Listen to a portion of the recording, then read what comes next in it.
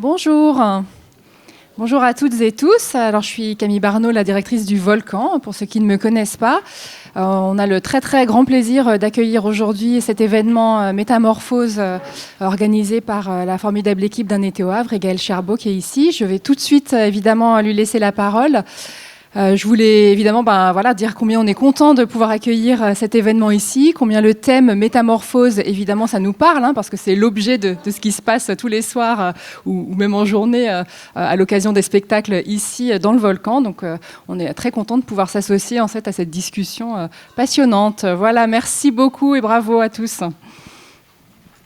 Merci beaucoup Camille. Merci beaucoup à vous d'être venus si nombreux, parce que je vous avoue qu'on ne s'attendait pas forcément à avoir autant de monde, donc je suis très ému, très touché et très heureux, tout simplement, de voir aussi des étudiants. J'ai vu qu'ils ne pouvaient pas s'asseoir, mais c'est pas grave, parce qu'ils sont plus près du café, ce qui les arrange, d'après ce qu'ils m'ont dit. On laisse rentrer les gens pendant ma petite introduction, donc n'ayez pas peur.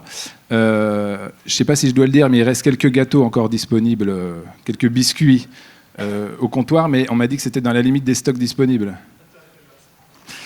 Par contre, pour le café, c'est renouvelé indéfiniment. Il y a quoi? Il y a café, thé et thé glacé. Café, thé glacé.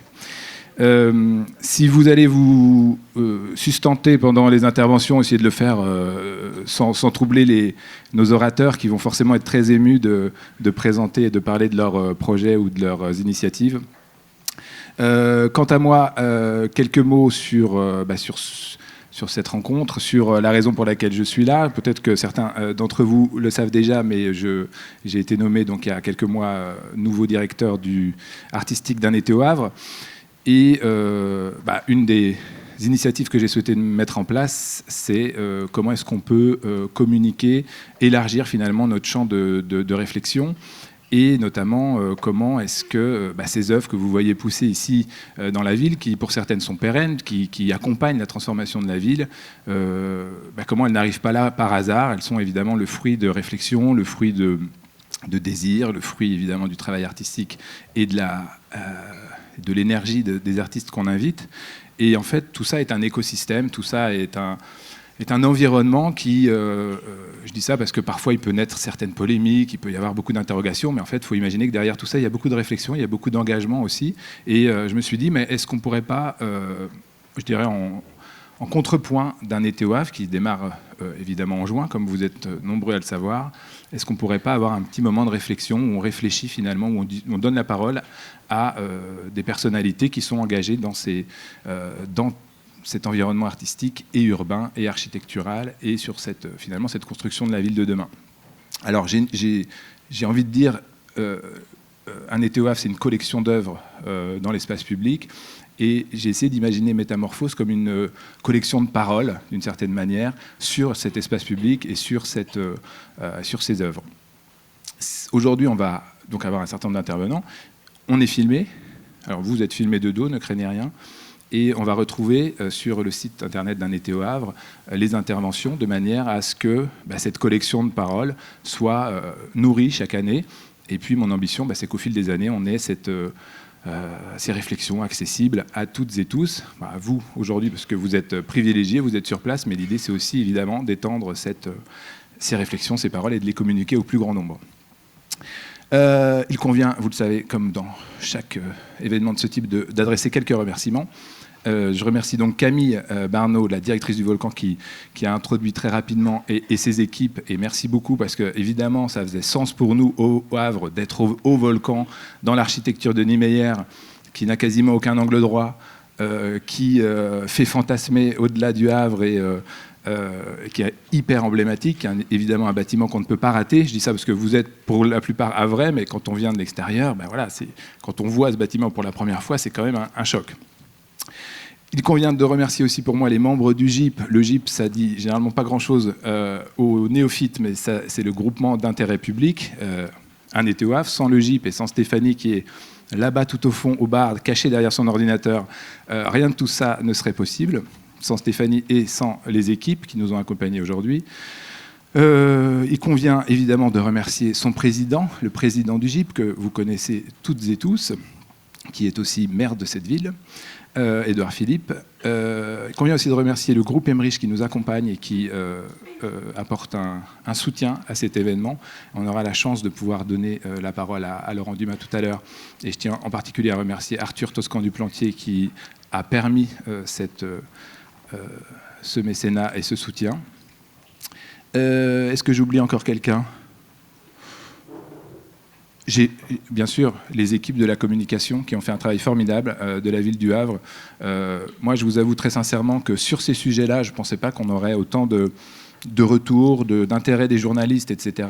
Et on a eu beaucoup de communication. Et je vous avoue que je suis vraiment très heureux que cette question de l'urbanisme, de l'architecture, d'une forme d'utopie, de ce monde de demain qu'on peut imaginer avec l'art, je suis content de voir qu'il y a un vrai écho et vous en êtes la preuve. Vous êtes vraiment nombreux, plus que ce que je n'imaginais. Et donc, c'est aussi un travail de communication de la part de la ville. Donc, merci beaucoup, notamment à Sébastien, qui, je ne sais pas où il est, mais je te remercie.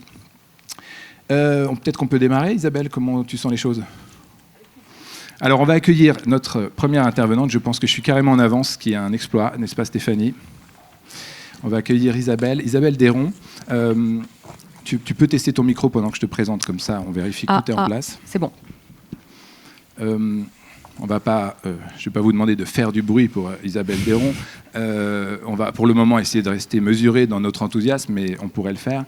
Il me semblait assez légitime, normal et naturel d'inviter Isabelle, qui est donc une designeuse, on peut le dire, designeuse. Et qui fait partie de cet environnement de jeunes créateurs. Tu fais encore partie, oui Isabelle, de cette tranche d'âge qui utilise donc des ressources naturelles qui, je dirais, impliquent l'environnement dans sa réflexion de designer. J'ai souhaité l'inviter sur un projet en particulier qui est lié au futur village olympique, qui est un projet qu'elle a imaginé, pour lequel elle a remporté elle a été choisie pour. Donc je ne sais pas si tu commences par ce projet-là.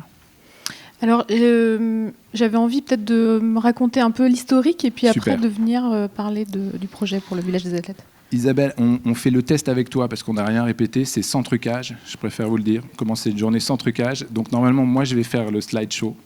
Je pense que n'hésite pas à m'engueuler si je ne mets pas la bonne image, etc. Tu fais vraiment... je suis ton souffre-douleur. Et je vais tenter donc de faire ce que mon équipe m'a conseillé de faire, c'est-à-dire de faire glisser cet écran. Waouh! Et de double-cliquer ici. Isabelle, je te donne la parole parce que... Alors, juste pour vous dire cette précision, excuse-moi encore de... moi, si vous voulez, je reste ici. Après chaque intervention, il y a possibilité évidemment d'échanger, de poser des questions. Moi, je peux intervenir aussi. Je suis plutôt là pour passer les plats, c'est-à-dire que j'essaye de faire défiler les images dans le bon ordre et en fonction de ce que tu me diras. Et puis, nous, on essaie de se réserver un moment parce que ce que je souhaite vraiment, c'est que ce soit entre guillemets interactif. Il y a deux types de colloques ou de réunions. Vous savez, il y a les moments où l'intervenant s'arrête et on dit « y a-t-il des questions ?» et il n'y a pas de questions. Ça arrive 9 fois sur 10, je dirais. Et puis il y a des fois où c'est au contraire, il y a trop de questions. Donc on va essayer juste de gérer entre pas de questions, genre c'est pas chaud, et trop de questions parce qu'on a un petit temps. Donc moi je te couperai éventuellement Isabelle pour qu'on réserve un temps. Et s'il n'y a pas de questions, eh bien on arrêtera cette séance immédiatement et on ira tous visiter le Havre. Voilà, je te laisse la parole Isabelle. Merci Gaël. Et je suis avec toi. Ok. Merci pour ton invitation. Merci beaucoup d'être là. Bonjour à tous. Tu m'as invité donc à parler d'une œuvre conçue pour le village des athlètes pour les JO 2024.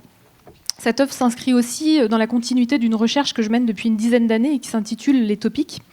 Et donc en fait, je vais parler dans un premier temps de cette recherche et puis dans un second temps, j'aborderai le processus aussi de création de cette œuvre pour le village des athlètes. Ah oui, pardon. Du coup, oui. Donc cette recherche qui s'intitule les topiques, il faut faire défiler en fait, je pense, non ? Ah oui, non, pardon, je pensais que c'était avec le scroll. Vous voyez ici à l'écran une mosaïque de projets, de différents dispositifs qui sont regroupés sous cette dénomination les topiques. Ils ont en commun de tirer parti des flux naturels dans l'espace public l'eau, le vent ou la lumière. Les questions qui me guident en fait, depuis une dizaine d'années, c'est comment replacer en fait, dans le quotidien l'usage des eaux, du vent, du soleil, et comment aussi placer la technique à sa juste place, et en laissant la puissance du vivant aussi s'exprimer. Donc ce projet réunit une douzaine de dispositifs. Peut-être juste un mot sur le nom Topic. Topic vient de topos, donc qui veut dire relatif à un lieu donné. Et j'ai appelé en fait Topic une typologie d'objets qui est déconnectés des réseaux majeurs d'énergie et d'eau, et à l'inverse qui sont des objets qui sont connectés au lieu et qui instaurent aussi une relation réciproque au site. Tout au long des années, donc, il y a eu plusieurs projets. Ici, je vais passer rapidement. Topic Eau, une fontaine publique qui filtre l'eau de pluie pour la rendre potable. Topic Feuille, un collecteur de feuilles qui fonctionne au vent. Ou encore Topic Soleil, qui est une réinterprétation d'un cadran solaire qui existe depuis l'Antiquité, qui s'appelle un cadran solaire analématique, et qui a la particularité d'utiliser l'ombre du corps pour donner l'heure. Il y a eu aussi un sujet qui a été particulièrement important pour moi ces dernières années, qui a été de travailler sur la revalorisation du réseau d'eau non potable de Paris.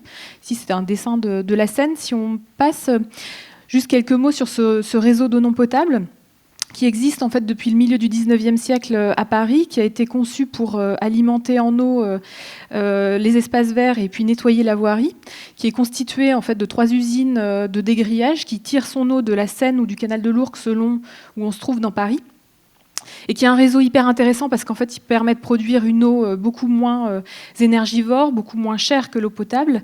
Et c'est vrai que quand on réfléchit au pourcentage d'usage qui nécessite réellement une eau potable, on se rend compte en fait qu'il faudrait imaginer beaucoup de choses, beaucoup de situations peut-être où on pourrait justement valoriser cette eau non potable. Donc là, c'est une carte du plan du réseau d'eau non potable de Paris. Et en 2016, quelques photos du réseau d'eau non potable pour incarner un peu cette infrastructure. Donc, ce réseau comporte des usines de dégrillage. On peut voir des photos en bas à gauche où en fait l'eau est juste dégrillée, donc c'est-à-dire qu'elle passe à travers une grille de 3 mm pour enlever les matières en suspension, mais elle n'est pas du tout traitée chimiquement. Elle rejoint ensuite les rues avec des bouches de lavage et les espaces verts avec des bouches d'arrosage.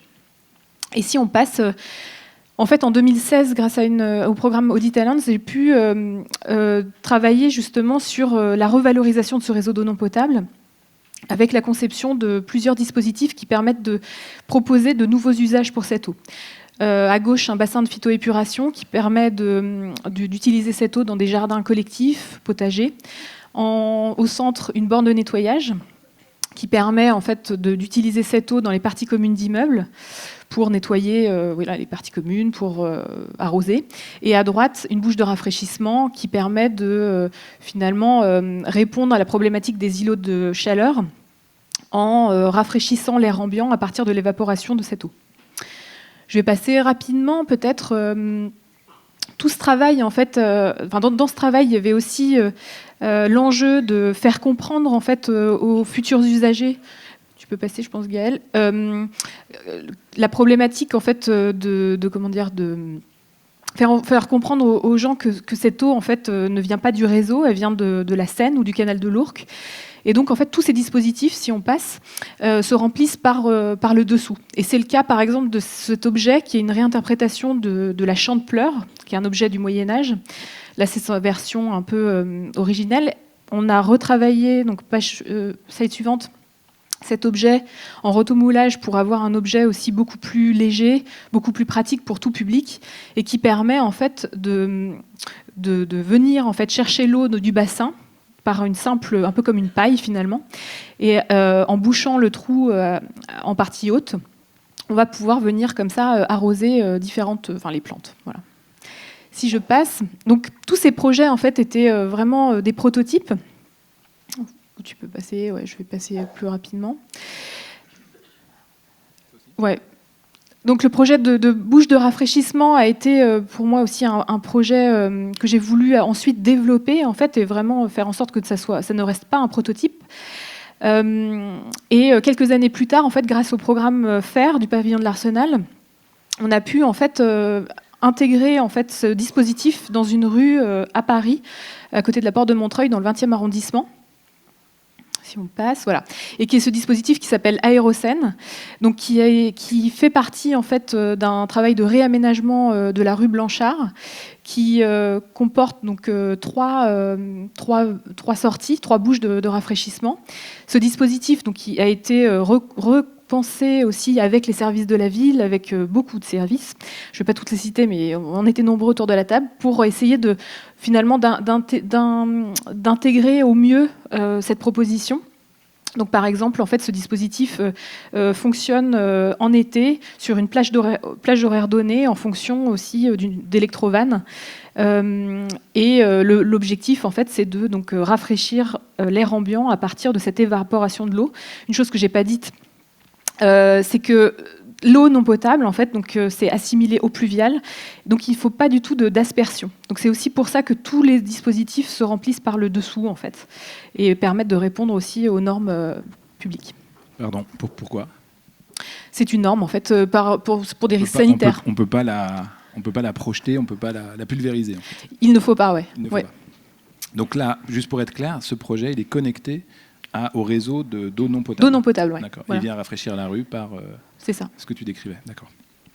Et je vais parler d'un autre exemple de projet aussi qui revalorise ce réseau d'eau non potable pour vous parler ensuite de l'œuvre pour le village des athlètes, qui est donc cet autre projet qui, lui, s'inscrit un peu dans la continuité de cette borne de nettoyage dont je parlais juste avant, et qui a été réalisé pour Paris Habitat, donc qui est un des bailleurs sociaux de la ville de Paris, et qui permet en fait de nettoyer les parties communes, si on passe peut-être, parce que là, voilà, merci. Donc, qui permet de nettoyer les parties communes des immeubles sur un site de logement dans le 18e arrondissement. Juste avant, ouais.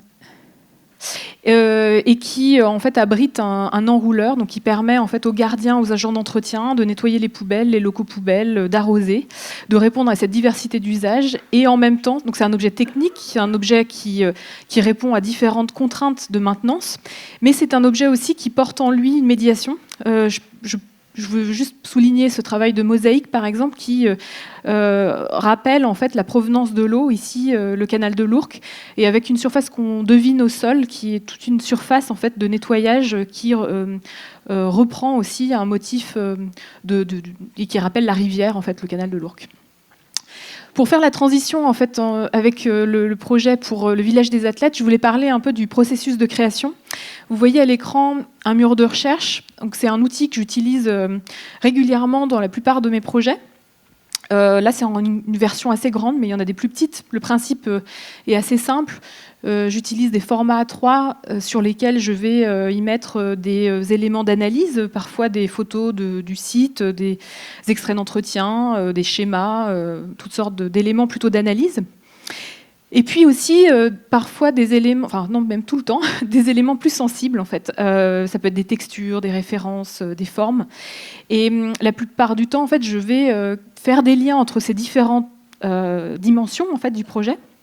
Moi, ce que j'adore en fait avec cet outil, c'est que ça me permet quelque part d'embrasser de front en fait toutes les dimensions du projet et de pas conceptualiser dans un premier temps, mais vraiment de prendre toutes ces facettes et d'essayer de penser la forme en même temps que le fond, en fait, quelque part. Alors, moi, je peux confirmer que voilà, c'est presque un travail artistique en soi, et j'adore cette manière que tu as de travailler, qui est complètement à la fois analytique et très libre, et où sur des problématiques, en fait, on a une espèce de panorama assez large qui laisse aussi beaucoup de prise à celui qui regarde. Je fais juste cette parenthèse. Donc, et justement, en fait, alors si on avance, donc ça c'est des détails de différents murs de recherche. Ensuite, la plupart du temps, en fait, de ce travail naît un dessin d'intention. Là, c'est différents dessins d'intention de projets que j'ai pu présenter juste avant. Ça me permet, cette phase de dessin d'intention, de vraiment synthétiser une proposition. Et c'est vraiment la démarche que j'ai utilisée, en tout cas pour le village des athlètes. Et si on passe... donc ça, par exemple, c'était le mur de recherche que j'ai réalisé dans le cadre de cette commande. Et pour Voilà, donc je vais rentrer un peu plus, je vais me servir en fait de ce mur de recherche pour vous parler un petit peu du processus de création. Donc si on avance, pour débuter en fait cette exploration, j'ai essayé dans un premier temps comme je le fais d'habitude, de bien comprendre en fait le quartier du village des athlètes, ses relations aussi à la scène et aux éléments naturels. Les enjeux de création de cette œuvre étaient multiples, à la fois adresser les deux temporalités du village, donc le village olympique et paralympique, et puis la phase héritage après les JO. Et deuxièmement, imaginer une œuvre qui puisse connecter les époques entre elles. Une des manières de répondre à ces enjeux a été l'étude du vent sur le site. C'est vrai que moi, tout de suite, je me suis dit, mais c'est peut-être un invariant du site d'hier, d'aujourd'hui et de demain. Et notamment aussi, ce qui était intéressant, c'est que l'étude du vent, sur le site a influencé la conception du village. Et au cours de recherche, j'ai pu trouver une étude relative donc à l'optimisation de l'évapotranspiration et de la bioclimatisation sur le site, et qui montre, donc ça c'est un extrait, comment les vents ont été pris en compte pour aboutir à une gestion des flux qui permettra de rafraîchir, ventiler et puis adapter l'artère principale, qu'on appelle le mail finaux, mais qui, je pense, va changer de nom, au changement climatique. Donc sur le site, rapidement, il y a deux vents principaux, la Santa qui vient du sud-ouest et puis la Bise qui vient du nord-est. Et puis on peut voir sur le graphique à gauche que ces vents passent en fait entre deux îlots du site. Je ne vais peut-être pas rentrer un peu. Peut-être juste pour préciser où on est. On est à cheval en réalité entre la Seine-Saint-Denis, entre Saint-Ouen et Saint-Denis. On est plutôt au nord de Paris, bordé par la Seine. C'est à quelques minutes, on va dire, en transport en commun. On est dans la zone nord de la banlieue parisienne, à quelques minutes du périphérique, on va dire. Et on est, si ça vous dit quelque chose, on est là autour de la Cité du cinéma qui a été, notamment où sont les studios de cinéma de Luc Besson. Vous avez peut-être entendu parler de ça. Donc au milieu de ce village des athlètes, il y a la Cité du cinéma de Luc Besson, la Seine en face. Voilà, à peu près, si ça vous dit quelque chose. Il n'y a pas très loin à vol d'oiseau le Stade de France. Et il va y avoir bientôt un super hub, un équivalent de Châtelet-Les Halles, qui va desservir la zone nord, donc la banlieue nord de la Seine-Saint-Denis. Ça va être un très très gros hub. Et donc là, on est à proximité de cet endroit-là, dans une zone qui est complètement en travaux, complètement en train de se révolutionner, comme beaucoup de villes qui, évidemment, travaillent sur la périphérie, puisque la ville elle-même est parfois ne peut plus accueillir, ne peut plus se développer. Pardon pour cette parenthèse. Non, mais c'est très juste parce que c'est vrai que c'est important de resituer le site. Et juste pour finir pour ce vent, non mais on peut rester là-dessus, c'est un flux aussi qui transporte le vivant. Donc je pense évidemment à tous ces micro-organismes qui sont transportés par les vents planétaires comme les pollens, les diatomées, les spores. Et ces éléments qui participent aussi au phénomène de pollinisation par le vent qu'on appelle anémochorie, ce qui donne aussi son titre à l'œuvre. Si on passe au fur et à mesure des recherches, je me suis intéressée aussi aux anémomorphoses, qui sont ces modifications de la forme des plantes en fonction des vents. Et l'idée aussi, c'était de proposer des formes organiques qui pourraient dialoguer avec le végétal justement de ce site. Tout ça me semblait intéressant. J'essayais de voir aussi comment relier ce vent local au vent planétaire, de manière aussi à faire comprendre aux futurs usagers, passants et habitants, la connexion que le vent opère entre ces époques et les lieux. Si on passe, donc, ces anémomorphoses m'ont amené progressivement à l'étude de ces rides de courant qu'on voit à l'écran, qui sont visibles sur les dunes, sur les plages, et dont la forme est déterminée par plusieurs paramètres, comme la direction, la vitesse du vent, la taille du grain, etc. Pendant mes recherches aussi sur cette relation symbiotique entre l'œuvre et le site, il y a eu aussi un sujet qui m'a beaucoup intéressée. J'ai découvert que la poudre de basalte permettait, en fait, répandue sur le sol, permettait de fertiliser les sols, d'améliorer le drainage et en fait permettait d'attirer certains champignons pour attirer aussi des mycorhizes qui allaient justement améliorer la qualité du sol. Donc ça, j'ai essayé de le prendre en compte aussi dans la création de l'œuvre. Pour résumer, donc ici vous pouvez voir le dessin d'intention du projet. J'ai imaginé à partir de toutes ces recherches un topic vent, anémochorie, qui répondait à différents enjeux. Premièrement, coder le vent parcourant le site dans une forme pérenne qui s'adresse au temps futur. Deuxièmement, dialoguer avec la pente du Mail Finot, donc cette grande artère piétonne qui traverse le village des athlètes, créer un lien avec la Seine, raconter le parcours des vents, et enfin créer une relation symbiotique au vivant sur le site. Donc, Topic Vent Anémokori est composé de 4 sculptures de tailles différentes qui dialoguent avec la pente, pour avoir peut-être après des images. La taille en fait croissante donc de ces sphères en direction de la Seine crée un effet de perspective, comme si finalement le volume des sculptures augmentait avec la vitesse engendrée par la pente. J'ai implanté, donc là on peut voir une vue en plan de ce mail dont je parle, de Mail Finot. J'ai implanté ces... Attends Isabelle, juste pour que je suis pas sûr que tout le monde, parce que là c'est pas évident quand on n'a pas le nez dans le projet, c'est pas évident à comprendre. En fait, là vous êtes en haut dans une rue haute, et puis le Mail Finot, ce qu'on appelle le Mail Finot, c'est un truc qui descend comme ça vers la Seine. En fait, il y aura un effet quand vous irez, si vous y allez au village des athlètes un jour, vous verrez, il y a une espèce d'effet d'accélération comme ça qui nous entraîne vers la Seine et ça descend. Il y a une pente et en fait, c'est végétalisé, hein. Enfin en tout cas c'est piétonnisé, c'est un endroit qui est piétonnisé, c'est-à-dire que là il y a des bâtiments, là il y a des bâtiments, et là on voit cette descente représentée vue du dessus. Je veux dire, si vous voyez ce plan pour la première fois, c'est pas forcément évident de l'imaginer. Et donc on descend vers la Seine. On peut passer. Donc chacune des 4 sculptures donc, qui vont être réalisées donc en pierre est sculptée de rides de courant et incrustée de pièces gravées en basalte qui vont représenter des pollens, des diatomées, des ailes d'insectes. L'image suivante parle en fait du cycle de vie de l'œuvre. Donc à gauche, la taille des 2 matériaux. Ça va être donc de la pierre de Savonnières et du basalte. Et donc on va utiliser en fait les résidus de la taille de pierre de basalte pour les répandre en fait sur la partie végétalisée, pour créer en retour une relation réciproque en fait finalement au site. Et en retour aussi, les sculptures se végétaliseront par bouturage de mousse sur plusieurs années. Quelques images de ces éléments en basalte sculptés qui vont représenter donc, ces micro-organismes ou ces ailes qui sont transportées par le vent. Et pour compléter aussi l'œuvre, j'ai rajouté un toposcope ou dalle d'orientation qui va être positionné à proximité, en fait, on va dire, plus proche en fait de la, on va dire.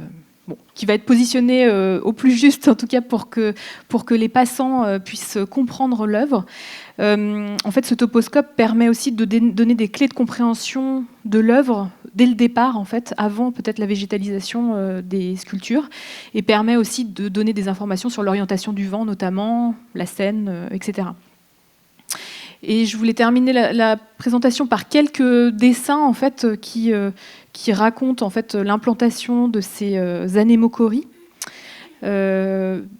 qui, plus on avance, on se rapproche justement de la Seine, jusqu'à une vue plus globale en fait, de la partie basse justement dont tu parlais Gaël, du Mail Finot. Oui, parce que dans la vue que tu montrais tout à l'heure avec les échelles, on pouvait avoir l'impression qu'elles étaient les unes à côté des autres. Or, c'est un parcours, en réalité, c'est-à-dire qu'on va arriver en haut de cette grande allée qui descend vers la Seine, et puis tes pierres vont être disposées le long de ce parcours qui est assez long, qui fait au moins 400 mètres, je dirais. Enfin, tu as peut-être la taille exacte. Je pense que c'est à peu près ça. Ouais, autour de 400 mètres. Donc ces pierres, en fait, elles jalonnent le parcours. Elles ne sont pas du tout les unes à côté des autres. On les découvre au fur et à mesure. Pour finir peut-être sur cette... on peut peut-être passer sur l'autre image, l'autre dessin. Moi, ce qui m'intéressait avec cette œuvre, c'était de répondre en fait, à la question de la symbiose par la notion de réciprocité. Finalement, c'est cette relation d'interdépendance en fait, que j'essaye de chercher à chaque fois dans les différents dispositifs que je peux créer. Et ici, finalement, une réciprocité, une interdépendance entre l'œuvre et le lieu, mais aussi entre l'œuvre et puis la fertilisation du sol, la représentation des micro-organismes transportés par le vent et la proposition d'une œuvre organique quelque part. Donc, Est-ce que ce que peut-être insister sur un point, c'est qu'en fait, ce qu'on voit là, cette pierre, en réalité, elle est vouée à évoluer et à disparaître et finalement à être végétalisée elle-même. Donc c'est une œuvre qui va accompagner le vivant, c'est-à-dire qu'elle est elle-même vivante. Et on imagine les habitants, les gens qui fréquenteront ce mail régulièrement, qui passeront par là pour aller au boulot, pour rentrer du boulot, pour je ne sais quoi, pour aller acheter une baguette de pain, vont voir au fur et à mesure des années. Alors évidemment, on est dans le temps long de la nature. Mais ils vont d'abord voir des pierres. Je pense qu'il y a une discussion là-dessus sur le fait que ça soit un peu quand même végétalisé au début ou pas, parce que sinon c'est vrai que c'est assez radical comme proposition, puisque l'idée c'est, on va se dire, mais attends, il y a des pierres en bas, c'est quoi ce truc? Et en réalité, il faut qu'ils comprennent, qu'on leur explique, et il y a forcément toujours de la médiation à faire, mais que en fait c'est des organismes quasiment vivants, c'est-à-dire que c'est une œuvre qui va devenir une boule verte peut-être, et qui en retour végétalise son environnement. Donc c'est vraiment l'approche d'Isabelle qu'on retrouve ici, c'est-à-dire comment est-ce qu'une œuvre va évoluer dans le temps, comment est-ce qu'elle tient compte des éléments naturels, et comment est-ce qu'une œuvre pensée par un artiste designer peut accompagner aussi des habitants. Et je pense aussi à un travail de médiation avec les écoles. Enfin, il y a tout un tas de choses que cette œuvre cristallise et que je trouve assez juste. Et puis même poétiquement, parce qu'en fait, ce qui est marrant, c'est qu'on est dans une pente qui descend vers la Seine, donc on a des pierres qui roulent aussi. Enfin, je veux dire, moi, ça me fait penser aussi à ces pierres du désert que vous connaissez peut-être. Les virevoltants. Ah oui, les virevoltants aussi, c'est vrai. Ah non, c'est pas. Oui, non, c'est pas la même chose. Oui, tout à fait. Vous voyez ces trucs tu parles des trucs des westerns. Toi. Oui, ouais. Trucs qu'on voit dans les westerns qui sont toujours assez fascinants là, effectivement. Mais je pense aussi à ces mystérieuses pierres qui avancent toutes seules. Ah oui. Vous voyez de quoi je parle? Les pierres erratiques un peu. Ouais. Il y a des grandes plaines comme ça de salées. Je vois dans le regard de certains mais comme je n'ai pas d'image, malheureusement, je ne vais pas taper sur Google, mais il y a des traces comme ça avec des pierres qui avancent et qui sont donc qui ont été étudiées. C'est assez mystérieux, mais c'est probablement dû au vent et je crois, je parle alors attention, je m'avance, mais d'un gel ou quoi, je veux dire, de températures négatives qui permettent un frottement et qui font avancer ces pierres. Oui, mais même dans les Alpes, je crois qu'il y a des pierres comme ça. Des pierres qui roulent. Exactement. Ouais. Ça aurait pu être le nom du projet. Ouais. Si on passe l'image suivante, justement, c'est la dernière image, mais justement, normalement, il y a une... ou même après. Voilà, bon, c'est juste un dessin qui représente... pardon, excuse-moi, je croyais qu'on était à la fin, en fait. Ouais. Pardon. Ah ben là, c'est très clair, c'est exactement ce que je voulais dire. J'ai une vue complètement de côté de l'écran, ce qui fait que j'ai du mal à distinguer. Voilà, là, on a donc exactement... Alors, c'est une vue d'artiste, je dirais, parce que, comme vous l'imaginez, là, il faut imaginer qu'on est dans un nouveau programme, un énorme programme immobilier où l'espoir, c'est que ça soit végétalisé à ce point-là. Et c'est toujours la difficulté quand on crée des morceaux de ville, et avec cette importance que la nature et cette connexion à la nature qui est nécessaire pour nous aujourd'hui. Évidemment, la difficulté, c'est d'amener des choses qui sont déjà vertes.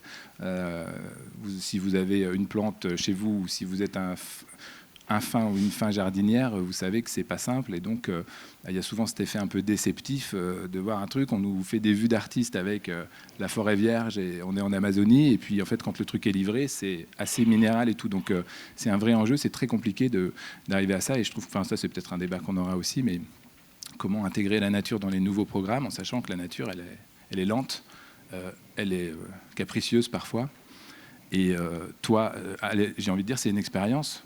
Il y a forte chance que ça marche, mais en même temps, on n'a pas la réponse. On ne sait pas. Oui, c'est sûr qu'il y a des inconnus, notamment par rapport à la végétalisation des pierres, à l'orientation, à l'humidité aussi du site. Là, on est en train de débuter en fait la phase production avec un tailleur de pierre, avec identifier les blocs de pierre qu'on va utiliser, travailler les finitions aussi. Donc voilà, c'est aussi pour ça qu'aujourd'hui j'ai pu vous montrer seulement des dessins, mais le projet est en route en tout cas. Est-ce qu'a été pensé pour En fait, il va y avoir une dispersion du basalte.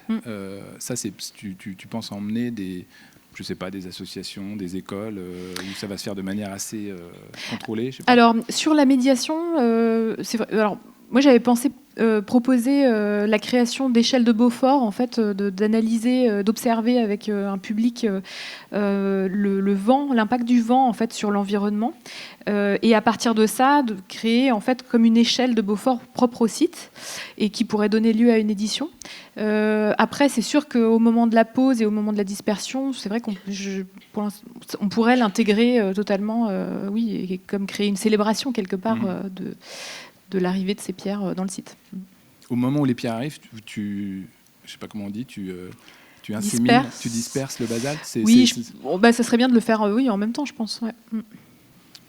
Donc en gros, c'est un peu, mais ça fait penser aussi à ces bombes fertilisantes, quoi. Cette espèce de boule de graines qu'on peut jeter comme ça, et il y a aussi cette idée-là dans ton projet, je trouve. Oui. Ouais. Bah, ça permet aussi j'aime assez l'idée de finalement travailler avec le temps en fait. Donc ça crée voilà un point de départ en fait du projet. De la même manière, on a réfléchi à peut-être tous les 10 ans peut-être, parce qu'il y a aussi la question de la pollution, parce que là c'est génial, on se dit mais il y aura aussi la pollution. Donc on imagine peut-être qu'au bout de 10 ans, on va intégrer un micro-gommage qui va permettre en fait de repartir à zéro et de redémarrer un cycle. Et ce qui peut être intéressant finalement aussi pour les gens qui vont y habiter en fait, pour créer un marqueur supplémentaire. Intéressant. Isabelle, on doit être à peu près à une trentaine de minutes, 25-30 minutes.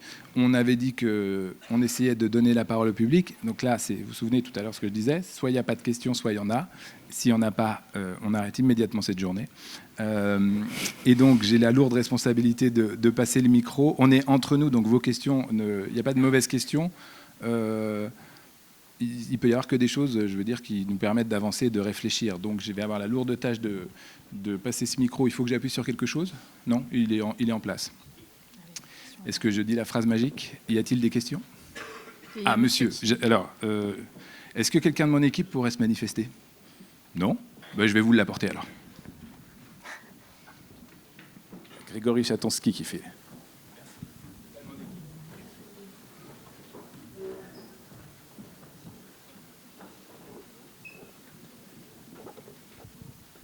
Oui, bonjour. Vous avez dit que la nature était capricieuse. Alors, c'est peut-être pas la nature qui est capricieuse, même si elle a tendance à s'accrocher à n'importe quel endroit. Des fois, on voit des fleurs fleurir sur des pierres. Inversement, c'est le public qui est capricieux. C'est-à-dire les habitants sont capricieux. C'est-à-dire qu'ils s'approprient aussi les lieux. Ils vont marcher dessus, ils vont s'allonger dessus, ils vont jouer au ballon dessus, etc. Donc, dans quelle mesure l'œuvre est capable de résister à ces caprices de ses usagers? Alors, ce que j'ai pas dit, c'est que... Alors déjà, c'est des sculptures en pierre, hein, donc la plus grosse fait à peu près 2 tonnes. Donc bon, je pense que c'est... Et puis voilà, c'est quand même fait dans les règles de l'art. Après, ce que j'ai pas dit, c'est qu'en fait, au niveau des bancs, là, on voit une sorte de grande artère un peu plus claire. Bon, je sais pas si En fait, c'est une noue. Donc en fait... les gens ne sont pas, enfin en gros, les gens ne sont pas amenés, invités à traverser. Est-ce que tu peux préciser, c'est une noue. Donc en fait, dis parce que moi, je savais pas ce que c'était. En fait, c'est une fosse humide en fait qui réceptionne les eaux pluviales et qui va être végétalisée. Donc en fait, on parle de cette bande là. Hein. Attends. De ce qui est avant les. Ah non, on parle de. Oui, on parle de ça.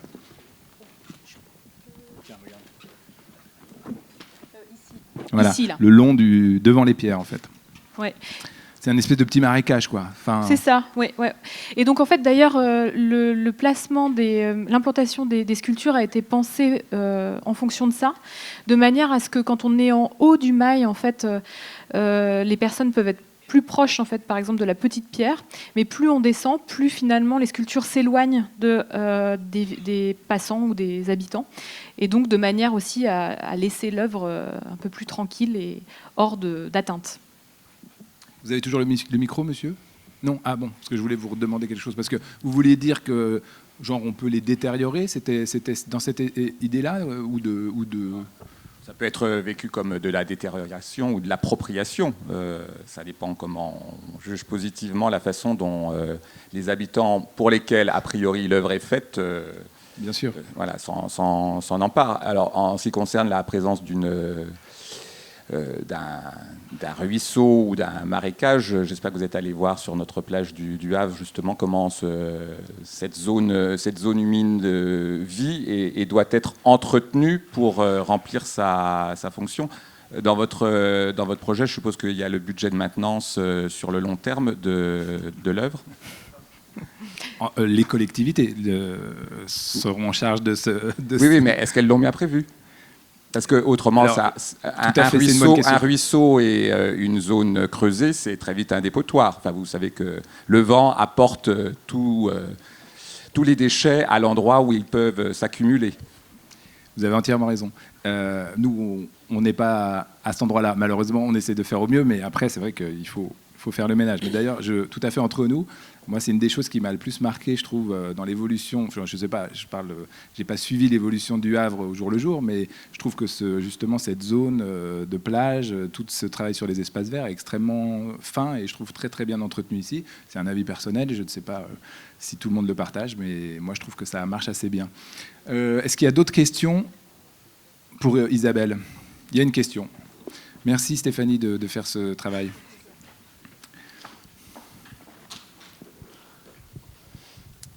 Bonjour. Moi, j'ai une question parce que M. Charbot a dit que c'était voué à disparaître. Donc, ça peut devenir des monticules, des petits tertres couverts d'herbe, ce qui ne ressemblera plus à une œuvre.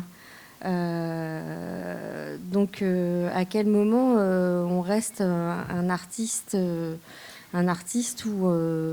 ou un paysagiste qui fait que l'œuvre n'est plus une œuvre, mais un morceau de nature et que peut-être qu'à un moment, il n'y aura plus trace de votre travail. Je pense quand même... Alors, c'est vraiment, vous pointez là l'inconnu en fait, du projet, qui est en fait la place de la nature, en fait, enfin, du végétal. Une sphère va se recouvrir, les sphères vont se recouvrir de mousse. Et peut-être qu'effectivement, au bout de 10 ans, elles vont être totalement recouvertes. On aura quand même toujours, normalement, la forme de la sphère. Et c'est aussi pour ça que je parlais tout à l'heure de ce travail de micro-gommage, en fait, c'est-à-dire de repartir, en fait, de recréer un nouveau cycle au bout de 10 ans. Au départ, pour la question de la pollution, qui risquait d'altérer, en fait, le revêtement de la pierre, et puis aussi voilà, pour recréer un cycle et pour s'assurer que les sculptures sont toujours intelligibles et intégrées au site. Toujours. Alors pardon, ce passage m'avait échappé. Mais d'ailleurs, pour répondre à monsieur, le micro-gommage va être certainement à la charge de la collectivité. C'est vrai. Donc, c'est une hypothèse. Peut-être qu'elles ne seront pas micro-gommées, mais on l'espère pour toi. Une autre intervention ? Le temps que vous réfléchissez à votre question, il y en aura forcément une autre. Juste dire ce que j'aime beaucoup dans le travail d'Isabelle, enfin vous l'avez perçu, c'est aussi, on passe de ces murs de synthèse, voilà, où elle prend tout un tas d'éléments et elle rentre dans je dirais, ce projet difficile. C'est pas évident de se projeter dans un village qui n'existe pas, qu'on appelle village et qui a un morceau de ville. Elle rentre par le vent et ce que je trouve très beau, c'est qu'elle arrive à maintenir cette présence du vent finalement jusqu'au bout. Et pour moi, les projets artistiques, c'est ça, c'est-à-dire que on peut les comprendre. Vous imaginez le travail de médiation qu'on peut faire avec la classe du collège, qui est d'ailleurs, il y a un collège qui s'appelle Doramar, qui est à proximité. Voilà, on peut emmener des élèves et puis, je veux dire, un prof, quelle que soit sa spécialité, à partir de ce que les élèves observent, en fait, on peut quand même dénouer et tirer des fils de beaucoup de choses, je trouve. Et ce que j'aime beaucoup, c'est ça, c'est cette capacité de l'œuvre d'abord à être visible, elle dit quelque chose, on peut se dire c'est des boules de mousse, je veux dire niveau zéro de compréhension, bon, c'est quoi ces boules de mousse? Et puis quand on commence à rentrer dedans, on comprend cette intelligence un peu fine comme ça que l'artiste a développée. Et chez toi, ça passe vraiment par ce travail d'analyse, de synthèse, qui est qui est un travail d'observation, de raffinement. Et je trouve que tu es vraiment une des designers qui sont vraiment très, très justes par rapport à tout ça. Il y avait, désolé pour cet intermède. Oui. Bonjour. Vous avez donc parlé surtout de projets à Paris, et on a l'impression, l'impression que j'ai eue, c'est que ces projets répondent à une sensation à Paris un peu d'étouffement, du fait de l'extrême densité de population, de ce côté minéral, surtout ce quartier, effectivement. Le nord de Paris est quand même très très peuplé, voilà, il y a un urbanisme très, très, très étroit, très serré. Est-ce que c'est une des aspirations dans votre travail ou pas particulièrement? Non, en fait c'est... j'avais 30 minutes et je voulais juste parler en fait, de l'historique avant le projet. J'ai d'autres projets ailleurs. Par exemple, on a fait une fontaine pour la ville de Rennes. D'autres projets aussi en Haute-Savoie. En fait, là, il se trouve que j'ai voulu focaliser aussi peut-être sur cette question de l'eau. Et je voulais juste montrer, en fait, d'une recherche à un prototypage à la réalisation de projets vraiment pérennes. Et il se trouve que c'est à Paris, pour différentes raisons, parce que ce réseau d'eau non potable, il est à Paris, en fait. Voilà. Mais en fait, non, mon objectif, c'est de travailler toujours à partir en fait, de lieux, et quel que soit le lieu, et d'en comprendre toutes les dimensions pour imaginer une œuvre juste, mais à partir de toute cette recherche, de son histoire, de ses usages, de ses habitants. Par exemple, je pense à un projet que j'ai pu faire pour un village qui s'appelle Sainte-Croix-en-Jarret, entre Lyon et Saint-Étienne, où le préalable, ça a été beaucoup d'entretiens avec les habitants, et à la fin, un ensemble d'installations fait de cordes et de pierres pour ce village. Donc, non, moi, j'adore travailler sur des lieux, en fait. Mais votre question concernait comment est-ce que Isabelle, voilà, si elle ne travaille que dans le nord de Paris, ou bien si c'était ça? Ou peut-être pour ces projets-là à Paris, est-ce que ça répond à ça, justement? Est-ce que, en comprenant ces lieux, vous vous êtes dit, c'est de ça qu'ils ont besoin? Que l'air circule, qu'il y ait de l'eau Non, alors, c'est un peu en fait, sur la question du réseau d'eau non potable de Paris, le réseau, il couvre l'entièreté de Paris. Après, c'est un peu... j'allais dire, c'est pas un hasard. C'est juste qu'ils ont trouvé leur lieu d'atterrissage dans le 20e et dans le 18e. Dans le 20e, parce que c'est un arrondissement où, en fait, peut-être il y a un peu plus d'espace et parfois plutôt plus de projets de réaménagement.